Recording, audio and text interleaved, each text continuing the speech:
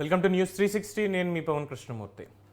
జగత్ కిలాడీలు స్వామివారి లడ్డూ వివాదాన్ని తలపించేలా ఇంకా ఎన్ని అక్రమాలు అసలు జరిగాయో, దేవాదాయ ధర్మాదాయ శాఖని కానీ ఆంధ్రప్రదేశ్లో ఉన్నటువంటి దేవాలయాలను కానీ ఏ విధంగా భ్రష్టు పట్టించారో అన్నీ కూడా ఈ డిబేట్లో మనం చర్చిద్దాం. ముఖ్యంగా జగన్మోహన్ రెడ్డి 5 ఏళ్ల పరిపాలనా కాలంలో తిరుమల తిరుపతి దేవస్థానం అంటే అదొక ఆధ్యాత్మిక క్షేత్రం కాదు, అది వ్యాపార కేంద్రం మాకు అని చెప్పి వైఎస్ఆర్సీపీ నేతలు, ముఖ్యంగా జగన్మోహన్ రెడ్డికి అత్యంత సన్నిహితులుగా ఉన్నటువంటి వాళ్ళు దాన్ని మార్చేశారు.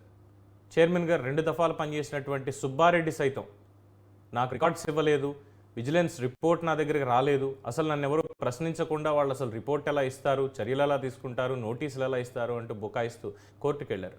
విచారణకు రావాల్సిందే. ఇది నేను చెప్పే మాట కాదు, డిప్యూటీ సీఎం మాట, ప్రభుత్వం చెప్పినటువంటి మాట. సుబ్బారెడ్డి అయినా ఇంకొకళ్ళైనా. అసలు ధర్మారెడ్డి ఎక్కడో రక్షణ శాఖలో సాధారణ ఉద్యోగిగా ఉన్నటువంటి ధర్మారెడ్డిని నాడు వైఎస్ రాజశేఖర రెడ్డి హయాంలోనూ ఇప్పుడు జగన్మోహన్ రెడ్డి హయాంలో కూడా అంత ప్రీతిపాత్రంగా పిలిపించుకొని ఏం చేయడానికి అంటే స్వామివారి క్షేత్ర విశిష్టతని తగ్గించడం కోసమే ఆ అవినీతి అధికారిని అందులో తీసుకొచ్చి పెట్టారా? ఈవో కింద టెండర్లు ఇవ్వడంలో కావచ్చు, రివర్స్ టెండర్లు కావచ్చు, మొత్తం అన్నింట్లో 5 ఏళ్ల కాలంలో స్వామివారి ప్రతిష్టని ఎంత దిగజార్చాలో అంత దిగజార్చారు వీళ్ళు. ఇక టూరిజం శాఖ మంత్రిగా పనిచేసినటువంటి రోజా సెల్వమణి రెడ్డి, ఆవిడ వారానికి 2 సార్లు తిరుమల దర్శనం 100 మందితోటి, 100 నుంచి 200 మందితోటి. ఏ హక్కుతోటి? సామాన్య భక్తులకి మనకే అసలు ఎక్కడ కనీసం టికెట్ దొరకదు, ఆన్లైన్లో టికెట్లు ఉండవు, శ్రీవాణి ట్రస్ట్ని పెడతారు. ఇక పాపాల పెద్దిరెడ్డి ఒకే ఒక్క లెటర్ మీద మొన్న మధ్యన రిలీజ్ అయితే చూసాం, ఒక్క లెటర్ మీద 65 మందికి దర్శనాలు. అంటే ఎలా అమ్ముకున్నారు వీళ్ళు. ఇక చైర్మన్గా ఉన్నటువంటి సుబ్బారెడ్డి పేరు మీద అక్షరాల 3,75,000 పైచిలుకు. ఇప్పటికి తేలింది మాత్రమే, ఇది తేలాల్సింది ఇంకెంత ఉందో. చైర్మన్ పేరు మీద ఇచ్చినటువంటి ఎంట్రీలు అంటే సరాసరి రోజుకి 500 మందికి, 500 మందికి. సామాన్య భక్తుడు వెళ్తాడా? వెళ్ళగలడా అసలు?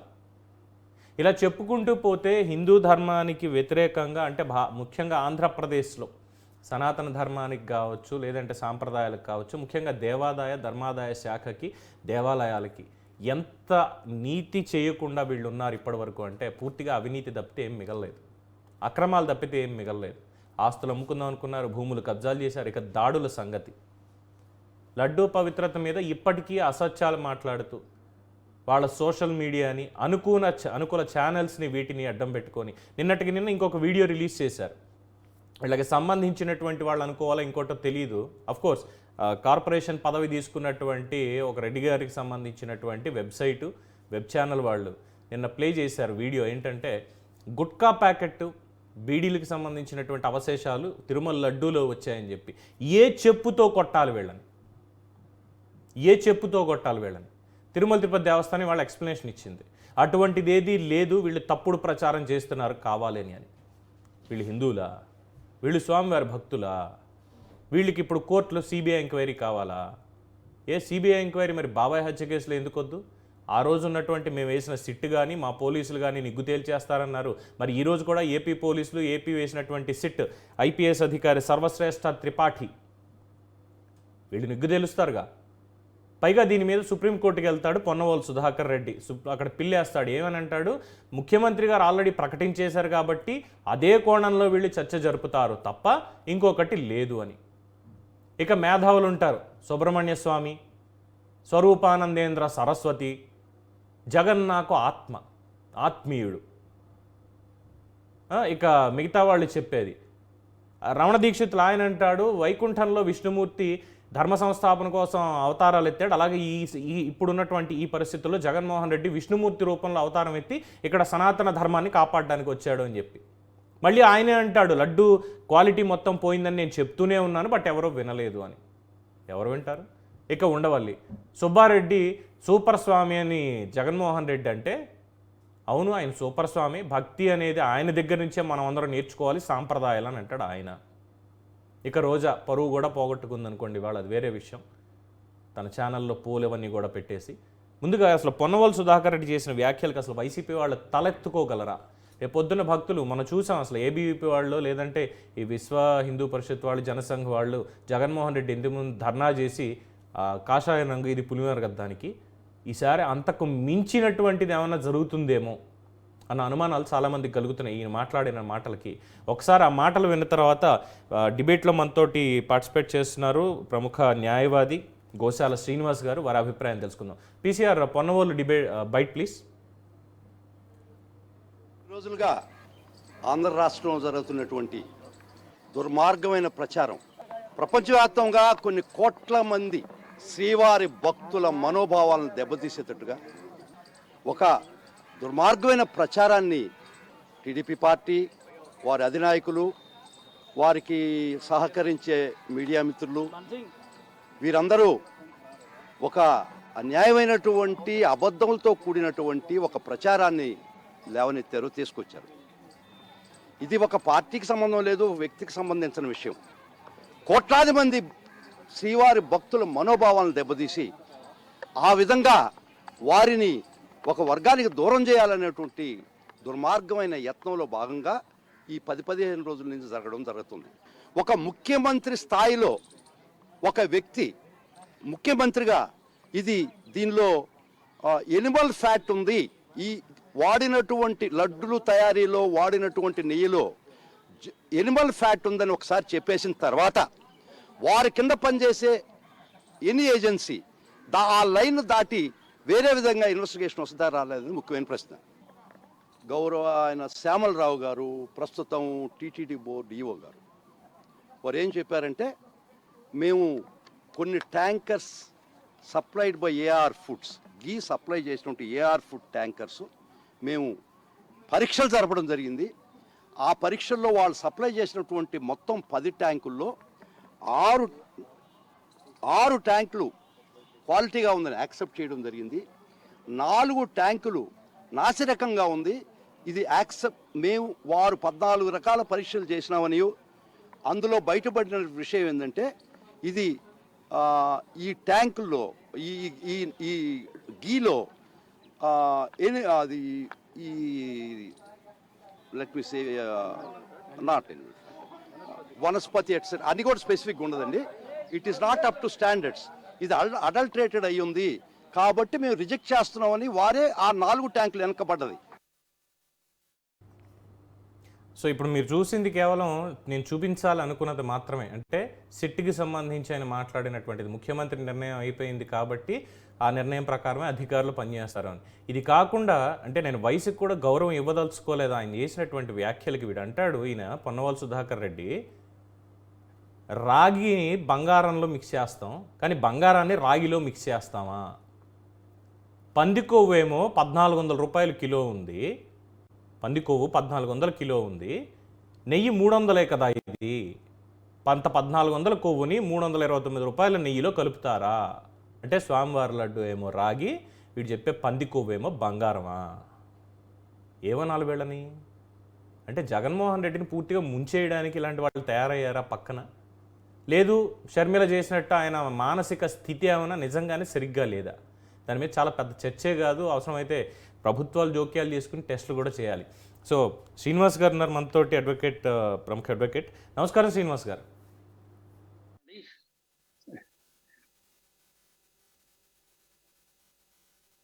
అడ్వకేట్ జనరల్ కింద చేశాడో తెలియట్లేదు ఆయన అనేదేమో ఇది. ఇప్పుడు ఓకే ఉందా సార్? ఉందండి. ఎస్.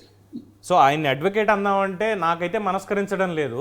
మరి 5 ఏళ్ల పాటు అడిషనల్ అడ్వకేట్ జనరల్గా ఎలా పనిచేశాడో ఈ లీగల్ ఫ్రాటర్నిటీ నుంచి వచ్చిన మీరు కూడా చెప్పాలి.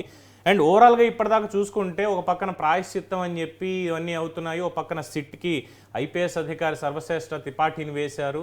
ఇక వీళ్ళు చేసిన అక్రమాలు మరి వీటికి శిక్షలు ఏ విధంగా ఉంటాయి? ఒక్కొక్కళ్ళు ఒక్కొక్క రకమైన నేరం చేశారు. మొదట్లో ఏదైతే విషయం అక్కడ ఒక పొరపాటు తప్పిదం జరిగింది, అక్కడ జరిగిందన్న విషయం బయటకు వచ్చిన తర్వాత మీడియాలో బాగా విస్తృతంగా దాని మీద ప్రచారం జరిగిందట. అంటే ప్రచారం అంటే ఒక తప్పు జరిగినా ఒక మంచి జరిగినా మీడియా ద్వారానే ప్రజలకు తెలుస్తుంది. ఉత్తమమైన మనిషి సన్మానం చేశారంటే మీడియా ద్వారా తెలుస్తుంది. ఒక తప్పు చేశారు, జరగకూడని అపరాధం చేశారంటే అది కూడా మీడియా ద్వారా తెలుస్తుంది. భక్తులకి, ప్రపంచానికి తెలియాలి కదా, ప్రపంచానికి మంచి తెలియాలి, చెడు తెలియాలి. కళ్ళు మూసుకుంటే కుదరదు.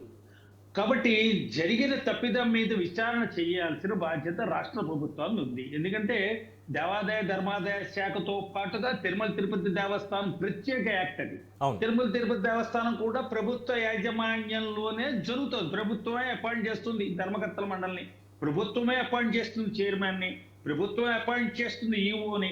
మీరన్నట్టుగా ఎక్కడో ఏదో మూల దేశంలో ఎవ్వరికి సంబంధం లేని, ఏ రకంగా అనుభవం సంతరించుకోవడానికి అవకాశం లేని పోస్టులో పనిచేస్తున్న ఒక ఆసామిని తిరుమల తిరుపతి దేవస్థానం లాంటి ఒక పెద్ద విశిష్టమైన, ప్రపంచంలోనే విశిష్టతను సంపాదించుకున్న ఆ ధర్మస్థానానికి, దేవస్థానానికి ఈవోగా అపాయింట్ చేయడానికి ఎంతటి క్యాలిబర్ కావాలి, ఎంతటి అనుభవం కావాలి, ఎంతటి విశిష్టమైన వ్యక్తిత్వం కావాలి, ఎంతటి గుణ సంపన్నుడై ఉండాలి, ఎంతటి ఆధ్యాత్మిక భావన ఉండాలి, కమిట్మెంట్ ఉండాలి. పని చేయాలి. నా యొక్క ప్రవర్తన, నా యొక్క మాట, నా యొక్క నడవడి, నేను వేసుకునే బట్టలు, నా వేషం, ఇవన్నీ కూడా ధార్మికంగా ఉండాలి, సంస్కారంగా ఉండాలి. భక్తుల మనసులు దెబ్బతినకూడదు, ఈ పవిత్రత చెడకూడదు. ఈ అంబియన్స్ లో పవిత్రతను కాపాడవలసిన బాధ్యత అందరికన్నా ముఖ్యంగా నా మీద ఉంటుంది అని అతనికి ఉండాలి.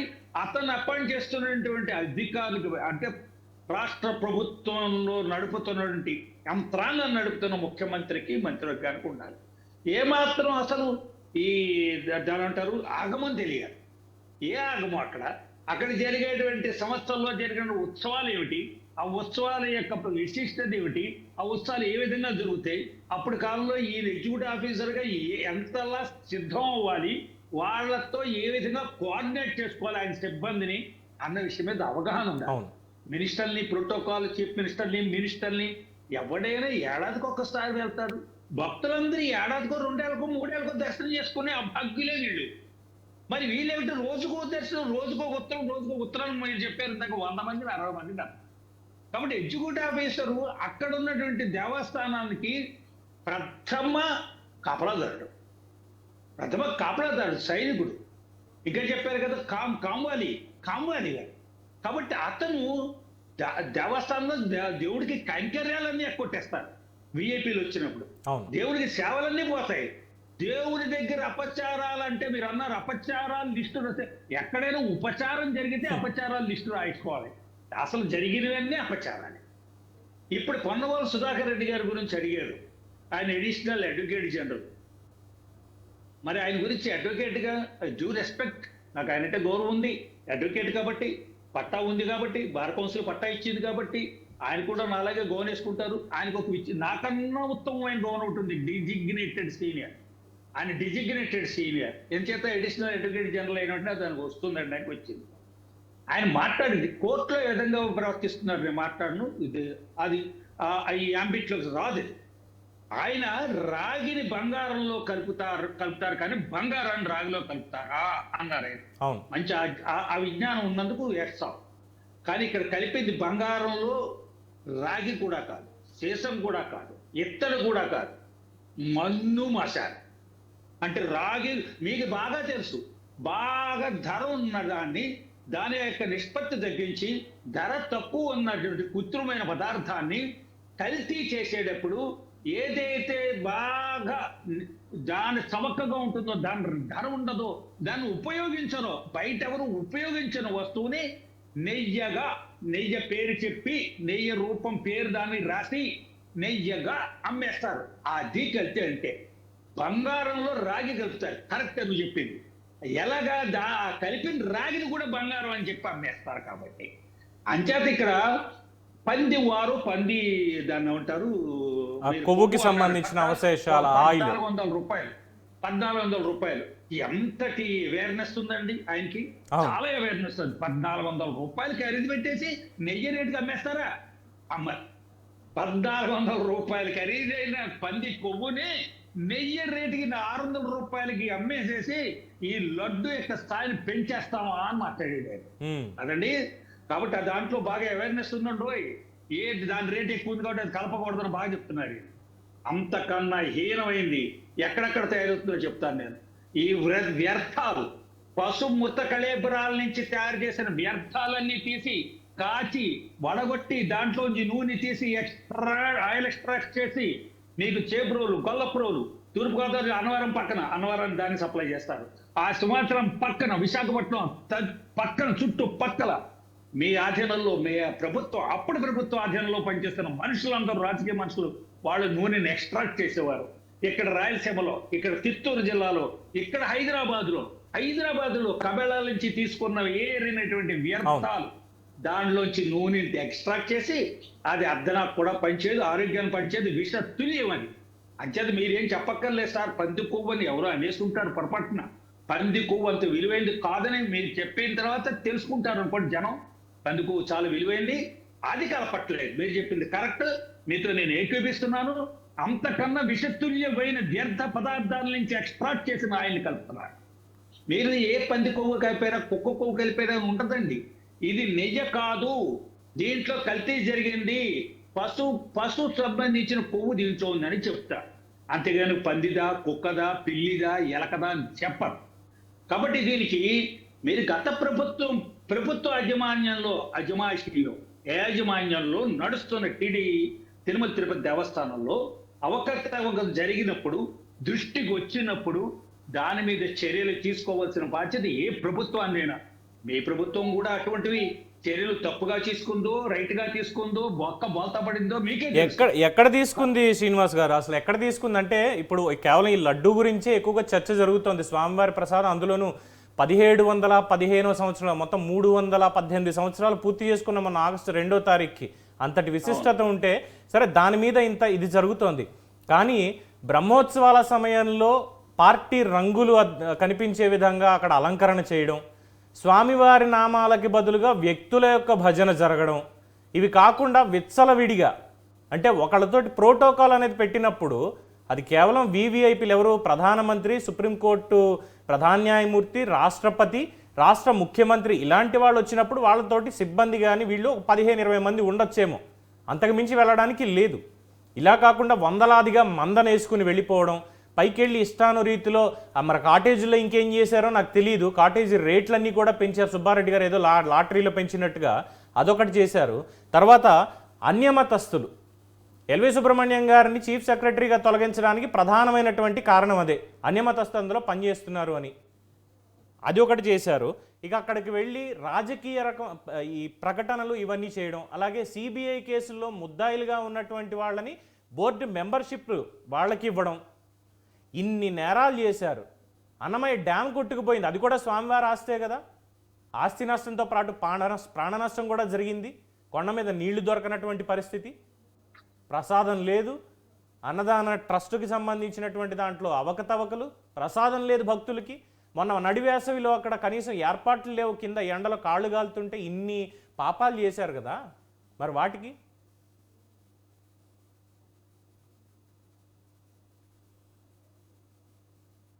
ఎలా చూడాలి?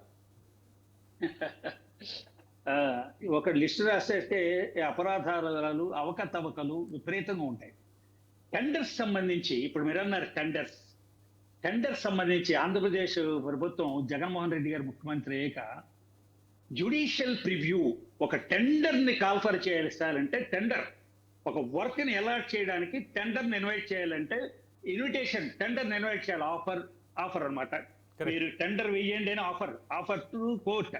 దాన్ని ఏమంటారంటే, ఇది పక్కాగా ఉందా లేదా, ఎన్ఫోర్సబిలిటీ ఉందా లేదా, వ్యాలిడ్గా కాదా, సిద్ధంగా ఉన్నామా లేదా, ఇన్ని వేల కోట్ల, వందల కోట్లతో ప్రజాధనంతో ప్రజా పన్ను కోసం వెళ్తున్నాం కాబట్టి అన్ని రకాలుగాను ఎక్కడా కూడా దీనికి ఆటంకాలు లేకుండా, ఇంటరెన్సెస్ రాకుండా, ఇంపీడిమెంట్స్ రాకుండా నిరాటంకంగా ఈ పని పూర్తవ్వాలనే ఉద్దేశంతో పెట్టినట్లుగా జ్యుడిషియల్ ప్రివ్యూ అని ఒక పని, అది పని ఆఫీస్ పేరు లేదులండి, ఓ జడ్జి గారిని, రిటైర్డ్ జడ్జి గారిని అపాయింట్ చేశారు. దానికి ఆ జడ్జి జ్యుడిషియల్ ప్రివ్యూ అని పెట్టారు. దాన్ని అది లక్ష్యం మంచిదే, లక్ష్యం చాలా మంచిది. ఏంటంటే మంచిదే, అసలు ప్రతి ముందు క్షాళన జరగాలి, పవిత్రంగా కరెక్ట్ గా ఉండాలి. ప్రభుత్వం టెండర్లన్నీ కూడా అవకతవకలు ఉండడం వల్లే ల్యాప్సెస్ ఎక్కువ పెరిగిపోయి, ఇంపీడిమెంట్స్ పెరిగిపోయి, డిస్రప్షన్ ఆఫ్ కాంట్రాక్ట్ వర్క్, 10 కోట్ల రూపాయల విలువ కలిగిన వర్క్ను 300 కోట్లు 400 కోట్లు బిల్స్ పట్టుకుపోతుంటే పని ఇంకా పూర్తి కాని స్థితిలో ఆంధ్రప్రదేశ్లో ఉంటుంది. 5 సంవత్సరాలుగా నేను చూసింది. మరి మీరు ఈ నెయ్యి కాంట్రాక్ట్ డాక్యుమెంట్స్ ని మీరు జ్యుడిషియల్ ప్రివ్యూకి ఎప్పుడు పంపించారు? Whether the tender document is correct, whether the apply చేసిన వాడి గతానుభవం ఉందా, ఎవరెవరికి ఏ పుణ్యక్షేత్రాలకి ఇతను నెయ్యి సప్లై చేశాడు, ఏ రాష్ట్రం వాడు, అతనికి అంతకు ముందు సర్టిఫికెట్లు ఏమైనా ఉన్నాయా? సర్టిఫికెట్లు ఉంటాయి, మంచి వ్యాపారం చేస్తున్న ప్రామాణికత ఉందా? అతను నెయ్యి ఎక్కడి నుంచి కలెక్ట్ చేస్తాడు అంటే ప్రొక్యూర్మెంట్ ఏమిటి? అతను నెయ్యి 600 రూపాయలు, 700 రూపాయలు, 800 రూపాయలు ఖచ్చితంగా పతంజలి కానీ ఏ ఆశ్రమాలు కానీ 700 కూడా ఇవ్వలేని పరిస్థితి ఉంది కేజీ నెయ్యి. పోనీ బల్క్ గా ట్యాంకర్లతో ఇస్తున్నాడు కాబట్టి 600 రూపాయలపై ఎంతకో ఈయన ఇవ్వగలిగాడు అనుకుందాం. 300 రూపాయలకి ఇవ్వగలిగాడంటే మేము పనవల్ సుధాకర్ గారు మీరు ఇన్వైట్ చేసేసారు అవినీతి చేసుకోవని. 300 రూపాయలకి మీకు నిక్కచ్చి శుద్ధ నెయ్యి, దేశీ గాయ్, దేశు ఆవు పాలతో తయారు చేసిన నెయ్యిని కేజీ 300, 250కి ఇస్తున్నాడంటే ఒక్క మాట మాట్లాడతాను, అపరాధం క్షమించండి, కుక్క నెయ్యా అని అంటాడు జనాలు. మీరు పంది కొవ్వు అనరు, అబ్బాయి పంది కొవ్వు ఖరీదు, కుక్క నెయ్యా అనంటే నేను అన్నానే అనుకోండి. ఏ నెయ్యి ఇస్తాడని 250 రూపాయలు కొనడానికి చూశారు. అప్పుడు బంగారం ధరలోకి గ్రాక్ కలపరు సార్, బంగారం కాదు అక్కడ ఉంటా. అక్కడ ఉన్నది ఏమిటంటే ఎవ్వరికి అర్థం కాని ఒక రాయి రప్ప దిబ్బా తిరుండం, కొవ్వొత్తులకు కూడా వెలిగించుకోవడానికి ఉపయోగపడేది కొవ్వు, వ్యాక్స్ అంటారు. వ్యాక్స్ అంటే మీకు తెలుసు.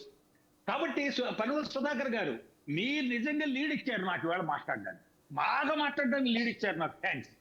కాబట్టి ప్రామాణికత, ఆ సప్లై చేసేవాడికి ఉన్నటువంటి అనుభవం ఏంటి, అతనికి ఉన్న దగ్గర ఏంటి సమర్థత ఏమిటి, అతనికి ఉన్న క్రెడిబిలిటీస్ ఏమిటి, అతనికి ఉన్నటువంటి గుణం అంటారు కదా క్యారెక్టర్, ఆ క్యారెక్టర్ అయితే దాని మీద ఏం వాకపు చేశారు? ప్రపంచ దేశాల్లో పేరెన్నిక కన్నా వెంకటేశ్వర స్వామి దేవస్థానంలో ప్రసాదానికి తయారీకి వాడుతున్న నెయ్యి ప్రామాణికతను మీరు ఏమి పరీక్ష చేశారు? అతని యొక్క క్రెడిబిలిటీస్ ని ఏమి పరీక్ష చేశారు? జ్యుడిషియల్ ప్రివ్యూకి అతని యొక్క డాక్యుమెంట్స్ ని ఏదైనా పంపించారా? అతనికి మీకు దాని యాన్సిడెంట్స్ మీరు ఏం కలెక్ట్ చేశారు? యాన్సిడెంట్స్ కలెక్ట్ చేయాలి కదా. అతని వ్యాపారం ఇది ఒక్కటే కాదు శ్రీనివాస్ గారు, అంటే కేవలం ఆల్రెడీ ప్రతి ఒక్కళ్ళు సిట్ కూడా వేశారు. ఈవెన్ సెంట్రల్ గవర్నమెంట్ వాళ్ళు ఇచ్చినటువంటి రిపోర్ట్స్ కూడా నెయ్యికి సంబంధించి వచ్చే కల్తీ జరిగిందని వాళ్ళు కూడా ధృవీకరించారు. కాబట్టి నెయ్యి అన్నది ఒక్కటే కాదు, అసలు ఆంధ్రప్రదేశ్లో సాంప్రదాయానికి, సనాతన ధర్మానికి, ముఖ్యంగా దేవాలయాల మీద వీళ్ళు చేసినటువంటి దాడులు, with due respect me permission తోటి కేవలం కొన్ని చాలా ఇంపార్టెంట్ లిస్ట్ ఒకటి మెన్షన్ చేయడం జరిగింది. ఏంటంటే విత్ డేట్స్ 2019లో వీళ్ళు అధికారంలోకి వచ్చిన తర్వాత, అంటే ఇందాక మీరు ఒక మాట అన్నారు, వీరు ఎటువంటి చర్యలు తీసుకున్నారు అని చెప్పి, న్యాయ పరిధిలో కానీ చట్ట పరిధిలో కానీ ఎలా తీసుకున్నారని. గుంటూరు కనకదుర్గ గుడి ధ్వంసం చేశారు 14 నవంబర్ 2019. పిఠాపురం ఆంజనేయ స్వామి గుడి 23 విగ్రహాలు ధ్వంసం చేశారు 21 జనవరి 2020 కరోనా టైంలో. రొంపిచెర్ల వేణుగోపాల స్వామి గుడి విగ్రహాలు 11 ఫిబ్రవరి 2020. ఉండరాజవరం సూర్యరావులపల్లి అమ్మవారి గుడి ముఖద్వారం దగ్గర దుండగలు మొత్తం ధ్వంసం చేశారు 13 ఫిబ్రవరి 2020. నెల్లూరు కొండబిట్రగుంట ప్రసన్న వెంకటేశ్వర స్వామి దేవాలయంలో ఉన్నటువంటి రథం, కళ్యాణ వెంకటేశ్వర స్వామి రథం దగ్ధమైపోయింది. పిచ్చివాళ్ళు దాన్ని తగలబెట్టారు, మతి స్థిమితం లేని వాళ్ళు అన్నారు. అదొచ్చేసి 14 ఫిబ్రవరి 2020. అంతర్వేది నా కులదైవం లక్ష్మీ నరసింహస్వామి అంతర్వేది, మా ఊరు అంతర్వేది రథం తగలబెట్టారు. దాన్ని మళ్ళీ ఎవరో తేనె తొట్ట కోసం తగలబెట్టారు, పిచ్చివాళ్ళు తగలబెట్టారు అన్నారు. సెప్టెంబర్ 6, 2020. విజయవాడ దుర్గగుడిలో రథంలోని వెండి సింహాలు చోరీ చేశారు. మళ్ళీ కొంటాం అయితే అయింది, ఎవడమ్మ మొగుడు చేశాడు, ఇది వాళ్ళు మాట్లాడింది. అది ప్రభుత్వం ఇచ్చేసింది కదా అన్నాడు కదా ఆయన, ఎవరు నానిగారు ఎవరు. ఎస్. So 13 September 2020.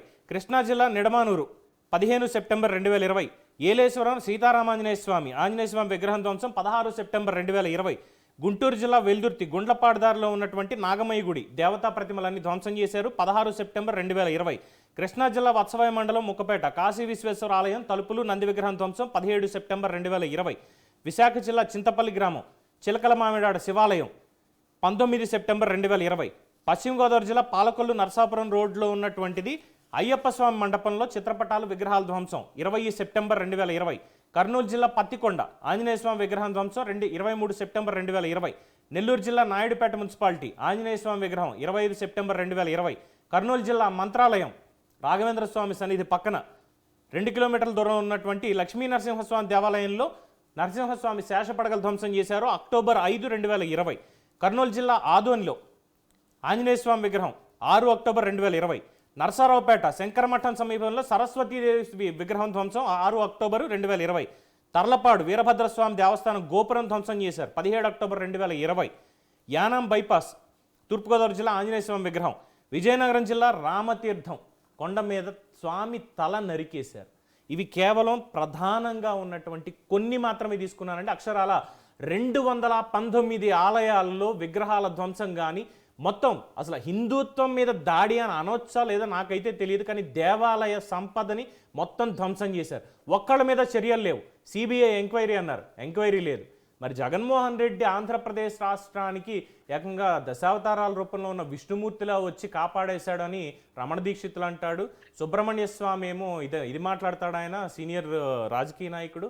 ఇక స్వరూపానంద సరస్వతి విశాఖ శారదాపీఠం పేరు పెట్టుకొని కోట్లాది రూపాయల భూముల్లో ఆశ్రమాలు పెట్టుకుంటా ఉంటారు. నాకు జగన్మోహన్ రెడ్డి ఆత్మ అని అంటాడు ఆయన. ఎక్కడ సార్ ఇవన్నీ? మీరు క్షమించాలి ఒకసారి నన్ను. సన్యాసులకి వారే ఆత్మస్వరూపులుగా ఉంటారు, దేహ భావన ఉండదు. విత్ డ్యూ రెస్పెక్ట్, ఆయన కాషాయవస్త్రాలు వేసుకున్నారు, దండం స్వీకరించారు, సన్యాసం పుచ్చుకున్నారు. కాబట్టి చాలా మంది ఆయన విమర్శించలేరు. ఇబ్బంది అందరికి. కానీ సార్, నేను ఆ దేవాలయానికి వెళ్ళి ఆ దేవాలయం లోపలికి గడప దాటి వెళ్ళలేను. నన్ను ఎవరు పిలిచినా, ఏ దేవాలయం పిలిచినా నేను గడప దాటి లోపలికి వెళ్ళి అపరాధం చెయ్యను. నేనంటే నిష్టగా ఉండట్లేదు, నాలో నిష్ట లేదు. నిష్ట లేదంటే దానికి కావాల్సిన క్వాలిఫికేషన్స్ కావాలి. ఆ క్వాలిఫికేషన్స్ నాలో లేవు. అపరాధం చెయ్యను, షాక్ కొడుతుంది. ఆ భయం నాలో ఉంది. భయం ఉంది, అపరాధం అవును, అమ్మో పిలిచేస్తుంది. నేను లోపలికి వెళ్ళాను. కానీ ఆవిడ శారదామాత దేవాలయంలోకి పీఠాధిపతి వారు వెళ్తారు. దండం ఉంటుంది కదా, దండం ఉంటే అన్ని దేవాలయాలకు వెళ్తారు. కానీ వెనకాల ముఖ్యమంత్రుల్ని అసలు ఏమిటి, నాకే అర్హత లేదు. నాకే అంటే నేను గొప్పవాడిని కాదండి. అమ్మవారిని నేను ప్రేమించి నెత్తిమి పెట్టుకుంటాను అంతటి దాసుడిని నేను. కాబట్టి నేనే భయపడతాను. అక్కడికి వెళ్ళి లోపలికి శాంటంలోకి తీసుకెళ్ళిపోతే సామాన్య భక్తులు ఏమనుకుంటారు, దీనివల్ల ఏమైనా బెడిసి కొడుతుందేమో. సామాన్య భక్తులకు మనసుల్లో బెడిసి కొడుతుందని భయం ఎక్కువండి. ఈ వేళ స్వామివారికి తిరుపతిలో అపరాధం జరిగింది అయినప్పటికీ అందరి ఇదే భయంతో ఉన్నారు.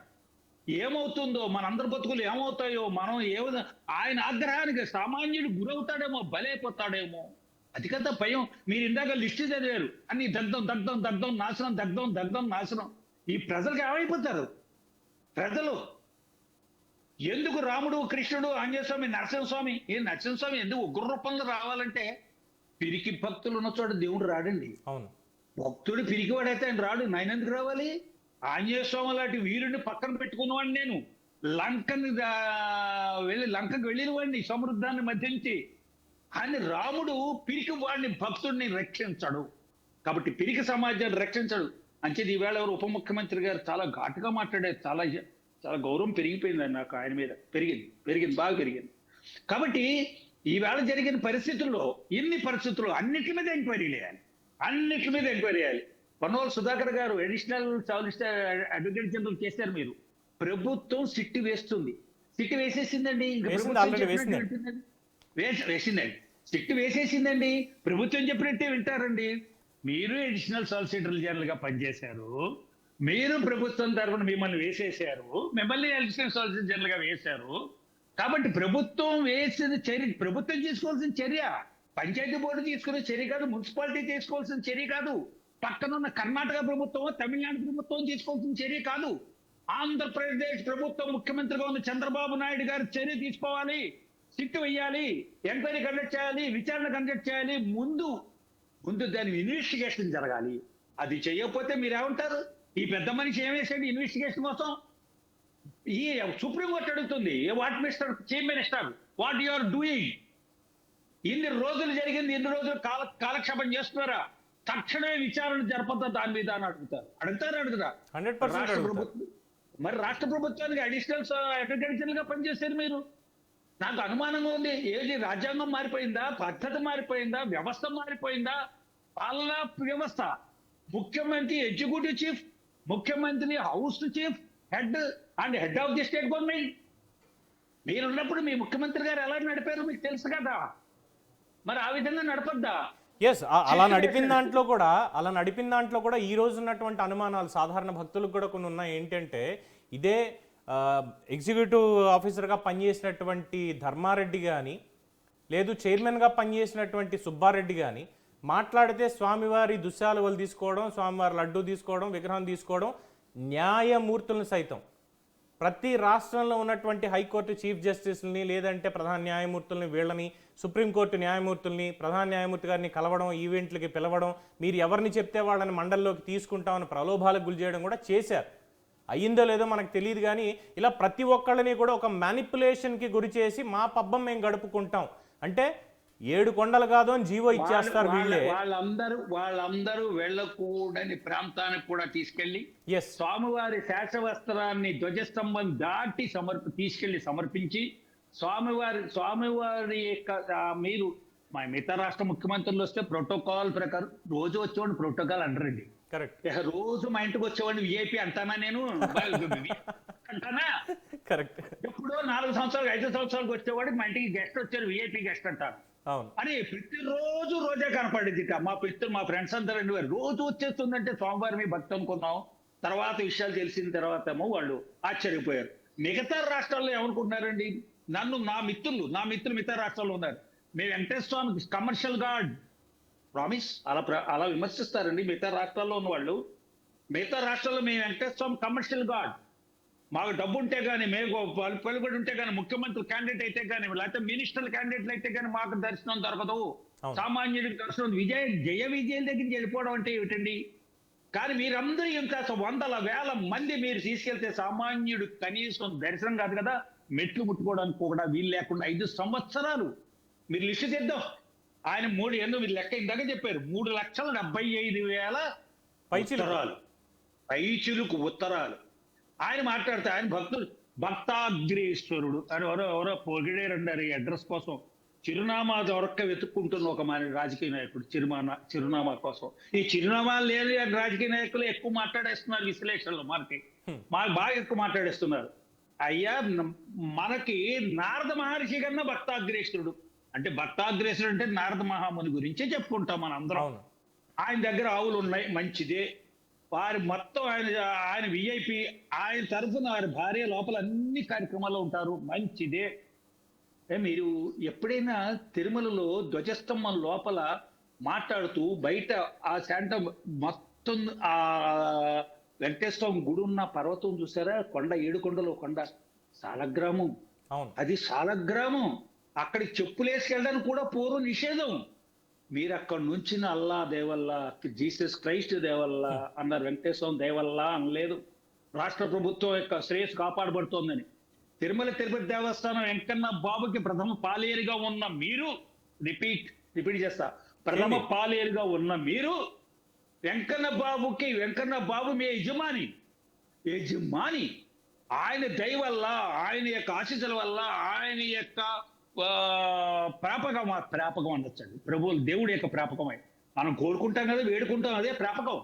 కాబట్టి దీనివల్ల రాష్ట్రం సుభిక్షంగా ఉంటుందని ఎప్పుడైనా మీరు అంటారేమో అని ఎంత మంది భక్తులు ఆశపడ్డారండి.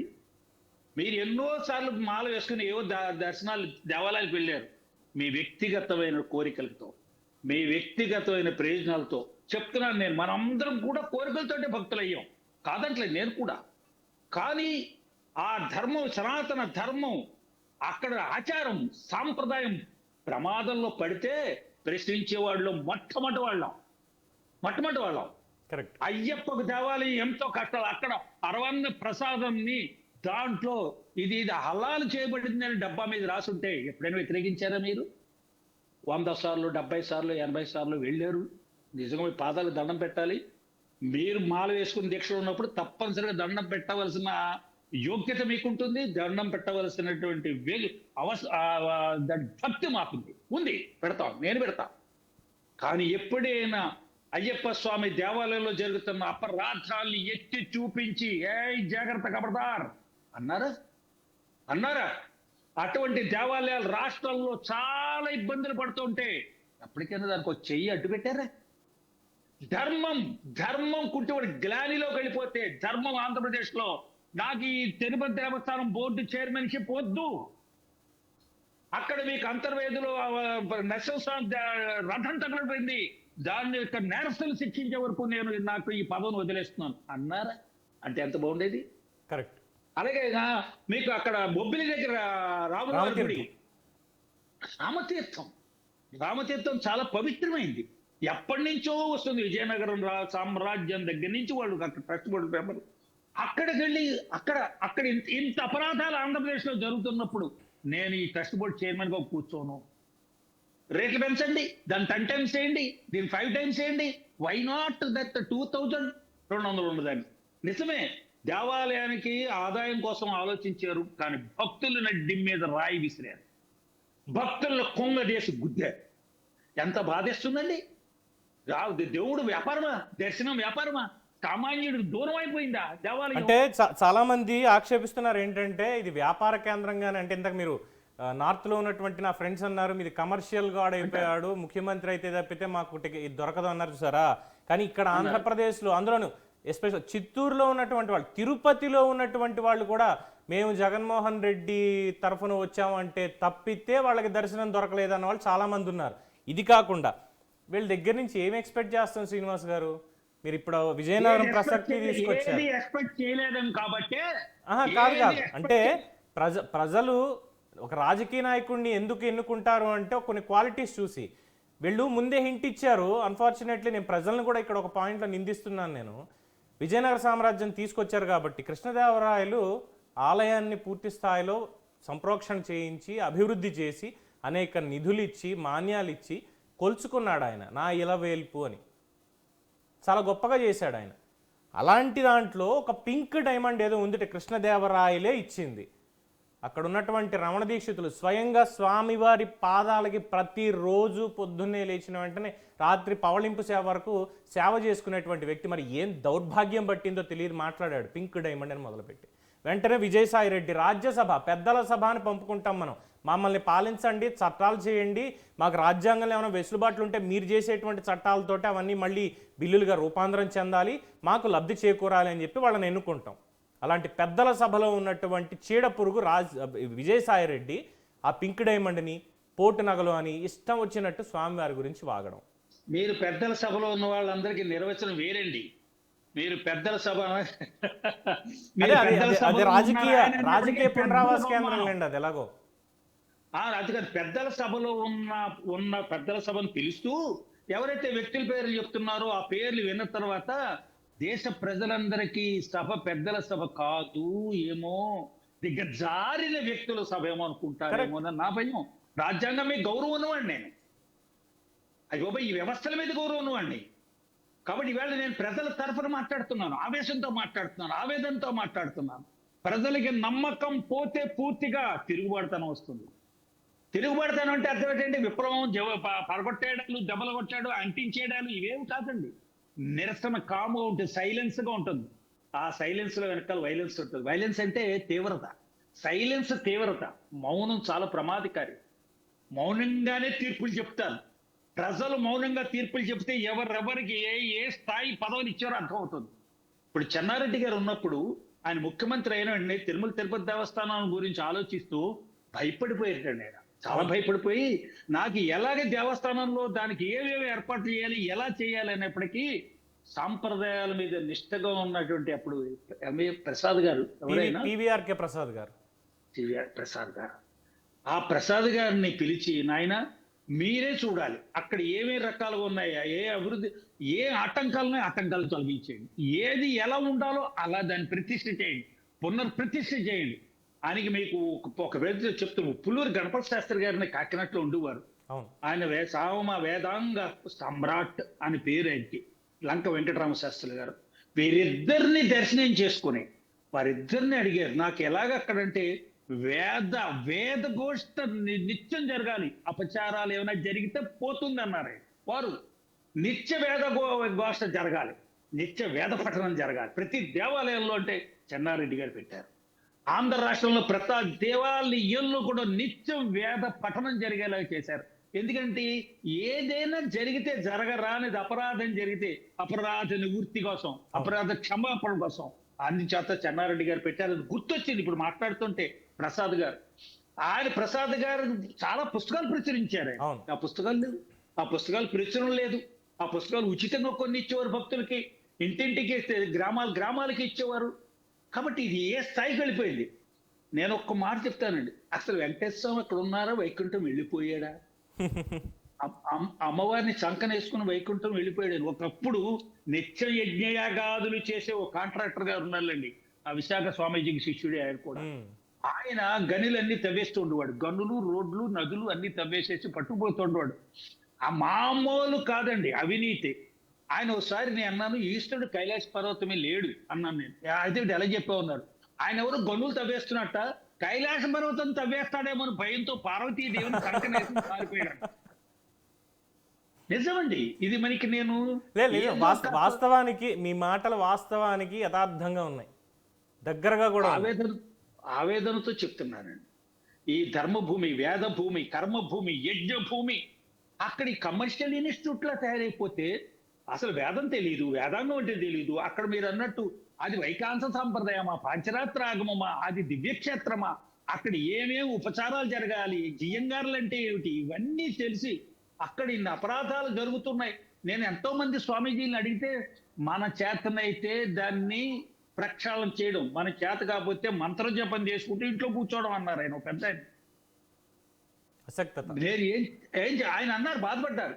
కాబట్టి మీకు ఇబ్బంది అవుతుంది.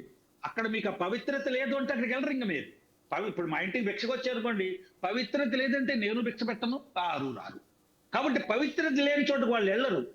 మనం పవిత్రతను కాపాడవలసింది సామాన్య భారతీయుడు, సామాన్య హిందువు, సామాన్య తెలుగు ప్రజలు. ఉభయ రాష్ట్రాలు ఈవేళ తెలంగాణ అటు ఆంధ్రప్రదేశ్ ఉభయ రాష్ట్రాల్లో ఇప్పుడు ఉపరాష్ట్రాలు ఏంటండి, స్వామి వెంకన్న బాబుకి బాలాజీ అని పేరు ఎందుకు వచ్చింది? బాల, అమ్మవారు అక్కడ ఉన్నది బాల. శుక్రవారం పసుపు కుంకుమ పూజ జరుగుతుంది, వడల నైవేద్యం పెడతారు, బాలాజీ అని అందుకే అంటారు. బాలా త్రిపుర సుందరి అమ్మవారు అక్కడ. కాబట్టి కర్ణాటక, తమిళనాడు, కేరళ, ఆంధ్రప్రదేశ్, ఒరిస్సా, ఈ మధ్యప్రదేశ్, ఇక భక్తజనం ప్రపంచం అంతా ఉన్నారు. వాళ్ళందరూ మనోభావాలు దెబ్బతిని ఊసురు అంటారు సరే, అందరి ఊసురు తగులుతుంది. కాబట్టి ఈ సిట్ విచారణకి అయ్యా పొన్నవోలు సుధాకర్ రెడ్డి గారు, మీరు అడిషనల్ అడ్వకేట్ జనరల్ చేశారు కాబట్టి మీ ద్వారా మీ పాత ప్రభుత్వానికి, జగన్మోహన్ రెడ్డి గారి అనుచర వర్గానికి, అప్పుడు ఈ ధర్మకర్తల మండలిలో ఉన్న వాళ్ళందరికీ తెలియచేయండి, సిట్టికి సహకరించమని, విచారణకు సహకరించమని చెప్పండి. సహకరించి అక్కడ జరిగినటువంటి ఏ అపరాధాలు ఉన్నాయో వాటిలన్నిటినీ కూడా ఆల్ వైలేషన్స్, ఆ వైలేషన్స్ మీద నిక్కచ్చిగా దర్యాప్తు జరుగుతుంది. దర్యాప్తులో విచారణ జరగడంలో నిజాలు నిగ్గు తేలాలి. దీనికి ఎవరు కల్ప్రిట్ ఎవరు? ఇంత అపచారానికి కారణభూతులైన వ్యక్తులు ఎంతటి వారైనా అంటూ ఉంటాం, ఎంతటి వారేం కాదు. మీరు చెప్పినటువంటి వ్యవస్థలు పని చేస్తాయో చెయ్యవో అనేది మాత్రం ప్రజల్లో ఒక 50-50 నమ్మకం ఉంది. అంటే జరుగుతుంది, జరగదు అని. ఎందుకంటే రాజకీయాలను చూస్తున్నాం కాబట్టి. కానీ ఒక న్యాయ సూత్రం అయితే అందరికీ తెలిసింది ఉంది, అది కూడా నల్లగా ఉంటుంది, ఆజానుబాహుడి రూపంలో ఉంటుంది, ఎప్పుడు రావాలో అప్పుడు వస్తుంది అనేది మాత్రం చిన్నప్పటి నుంచి గోరుముద్దలతో ఆ తల్లిదండ్రులు నేర్పించారు. కాబట్టి మన సనాతన ధర్మంలో భాగంగా నాకొక్కటి స్పష్టంగా తెలుసండి, వెంకన్న బాబు సొమ్ము లడ్డూలాగే తియ్యగా ఉంటుంది. వెంకన్న బాబు పింకు డైమండ్ లడ్డూలాగే మధురంగా ఉంటుంది. ఆయన సొమ్మంతా చాలా మధురంగా ఉంటుంది. తింటున్న కొద్దీ తిన్న తర్వాత వంశాలు నాశనం అయిపోయాయి, రాజ్యాలు పోయాయి, రాజ్యాలు మొత్తం తుడుచుకుంటూ పోయింది. దివ్యక్షేత్రం ఇది. అమ్మ బాబోయ్, ఎక్కడ వెంకన్న బాబు చెయ్యి అందిస్తాడు పైకి రమ్మని ఆయనకి అపచారం, ధర్మానికి అపచారం చేసి, ఆయనకి కాదండి, ధర్మానికి అపచారం చేసినట్టయితే క్షమించడండి, తొక్కేస్తాడు. ఆ తొక్కేసిన వాళ్ళ యొక్క జాతకాలు తెలుసు మనందరికీ, మన కళ్ళ ముందే చూసాం. కాబట్టి ఆటలు ఆడద్దండి, అసలు ఏ దేవుడితోటి ఆటలు ఆడద్దండి. వీళ్ళు ఎవరు పట్టించుకోలేరు అనుకుంటున్నారేమో. చెప్పాను కదా ఇందాక, మౌనంగానే ఉంటారని. మౌనంగానే ఉంటారు. మా క్రోధం, మా శాపం, మా యొక్క ఆవేశం, మాలో రగులుతున్న అగ్ని చల్లగా ఉంటుందండి, వేడిగా ఉండదండి. చల్లగా ఉంటుంది. తర్వాత దాని సంగతి చెప్తుంది అది. రైట్. కాబట్టి మీ అందరూ ఇంకొకసారి రాష్ట్రంలో ఇందాక మన హోస్ట్ గారు చెప్పారు, లిస్ట్ ఇచ్చారు. వీటన్నిటి మీద విచారణ జరిపించాలండి ఈ ప్రభుత్వం. ఈ ప్రభుత్వం గత 5 సంవత్సరాల్లో రాష్ట్రంలో జరిగిన అనేక అవకతవకల మీద, అటు సింహాద్రప్పన్ గురించి కానీ, సింహాద్రప్పన్ చందనం ఉత్సవానికి వెళ్ళి మన స్వరూపానంద సరే ఇంత వరస్ట్ సిస్టమ్ నేను ఎప్పుడు చూడలేదన్నారు ఆయన. ఆ టీవీలో చూపించారు, ఎప్పుడు చూడలేదన్నారు. ఆయన స్టేట్మెంట్ ఉంది, ఆయనే మాట్లాడారు. అంటే ఆయన ఆత్మే పరిపాలిస్తోంది కదా మరి. అది ఆయన ఆత్మ పరిపాలించింది కాబట్టి అలాగే ఉంటుంది. ధర్మం పరిపాలిస్తే అలా ఉండదు అక్కడ. మన శృంగేరి స్వామి దగ్గరికి వెళ్ళి మాకు దర్శనం ఇమ్మని అడిగేట ఒక మొత్తం జాతీయ నాయకులు ఒకరికి వెళ్ళి ధర్మానికి మీరు గ్లాని కలిగిస్తున్నారు, ధర్మాన్ని అవహేళన చేస్తున్న వారికి నేను దర్శనం ఇవ్వను అన్నారు ఆయన. శృంగేరి పీఠాధిపతి జాతీయ స్థాయిలో ఒక నాయకుడు అడిగితే పేరు చెప్పను, ఆయన దర్శనం ఇవ్వలేదు. కాబట్టి అది ఆయనకి ఆత్మభావన ఒకటే. ఆయన ఆత్మ ఆ పరమాత్మ, ఆయన ఆత్మ అభేదం. అభేదం అంటారు కదా, అభేదం. అదే అద్వైత సిద్ధం. నా ద్వైతం రెండు ఉండదు, అభేదం. ఇది ఏ స్వామి అయినా సరే శరీర భావనతో ఉండరండి. శరీర భావన లేని వాళ్ళే సన్యాసించిన వాళ్ళు. సన్యాసించిన వాళ్ళకి ఆత్మభావనే ఉంటుంది, ఆత్మస్వరూపులుగానే ఉంటాయి. అందుకనే ఆత్మానందం అంటారు. కాబట్టి ఇప్పుడు ఇంకొక విషయం చెప్పేస్తున్నారండి. గత ప్రభుత్వం హయాముల్లో 3,75,000 ఉచితాలు, ఉత్తరాలు, అలాగే రోజా గారు రోజుకు 100 మంది తీసుకెళ్ళడాలు, ఇవన్నీ కలిపి మీద విచారణ జరగాలి, విచారణ చేయాలి. ఇటువంటి తప్పు మళ్ళీ జరగకుండా సరైనటువంటి దిగ్బంధం చేయాలి. దేవస్థానాలు దిగ్బంధం చేయాలి. పవన్ కళ్యాణ్ ఇందాక అంటున్నారు, చాలా బాగా చెప్పారండి. చాలా నాకు ధైర్యం వచ్చింది, చాలా ధైర్యం వచ్చింది. కాబట్టి ఆ దిగ్బంధం చేశారు, ఎవరు దాని మీద వేలు పెట్టకుండా. విఐపి రోజు వచ్చేవాడు విఐపి పెట్టేటండి, నా కర్మ. ఏడాదికి ఒకసారి వెళ్ళాలి వీళ్ళు. కాబట్టి ఈ విధంగా మీరు మంచి టాపిక్ తీసుకున్నారండి, మీకు నేను ధన్యవాదాలు చెప్తున్నాను. థ్యాంక్ యూ శ్రీనివాస్ గారు, ధన్యవాదాలు. Thanks for participation. సో ఓవరాల్గా కేవలం ఇది వీళ్ళని ఏదో విమర్శించాలి అన్నటువంటి ఒక పాయింట్ మాత్రమే కాదు, వీళ్ళు చెయ్యకూడని తప్పులన్నీ కూడా చేశారు. రాష్ట్ర ప్రజలు ఇచ్చినటువంటి అధికారాన్ని ఎంత గొప్ప మ్యాండేట్ ఇచ్చారంటే రాష్ట్ర చరిత్రలో ఎవరికీ లేదు. 151 సీట్లు ఇస్తే రాజులు అన్నీ నేనే, నాకే, నా వాళ్ళే, నా ఇష్టం ఏదైనా చేస్తారు. అది అడ్డం పెట్టుకొని ఇష్టం వచ్చినట్టు చేశారు, విర్రవీగిపోయారు. సరే, పాలనాపరంగా ఏ నిర్ణయాలు తీసుకున్నారు? గనులు దొబ్బేశారా, ఇసుక దొబ్బేశారా, మద్యం కుంభకోణం చేశారా, ఇంకోటి చేశారా, వాటిలో ఎటువంటి శిక్షలు పడతాయి, పడవు, అక్రమాస్తులు సంపాదించుకుంటే పడుతుందా పడదా మనకు తెలియదు. కానీ కలియుగ దైవం వెంకటేశ్వర స్వామి సన్నిధిలో చేసినటువంటి పాపాలకి బతికుండగానే శిక్ష అయితే అనుభవించడం తథ్యం. పెద్దలు చెప్పినటువంటి మాట, భగవంతుడే చెప్పినటువంటి మాట, అందులో ఎటువంటి సందేహం లేదు. అయితే విత్ డ్యూ రెస్పెక్ట్, ప్రభుత్వం ఏర్పాటు చేసుకున్నాం ప్రజలందరూ కలిసి, ప్రజల నిర్ణయానికి అనుగుణంగా, ప్రజలు ఇచ్చినటువంటి తీర్పుకు అనుగుణంగా వాళ్ళు నిర్ణయాలు తీసుకోవాలి, చట్టాన్ని న్యాయాన్ని కూడా అమలు చేయాలి ప్రజాస్వామ్యయుతంగా, రాజ్యాంగబద్ధంగా. కాబట్టి వేసినటువంటి సిట్ ఎటువంటి నిర్ణయం తీసుకుంది, ఎటువంటి సాక్ష్యాధారాలు ఇంకా బయటికి తీసుకొస్తుంది, వీళ్ళ నేర నిరూపణ జరిగి తీరాలి, అది వాళ్ళ బాధ్యత. అది జరుగుతుందని ఆశిద్దాం. ఇది ఇవాల్టి డిబేట్. చూస్తూనే ఉండండి News 360. నేను మీ పవన్ కృష్ణమూర్తి.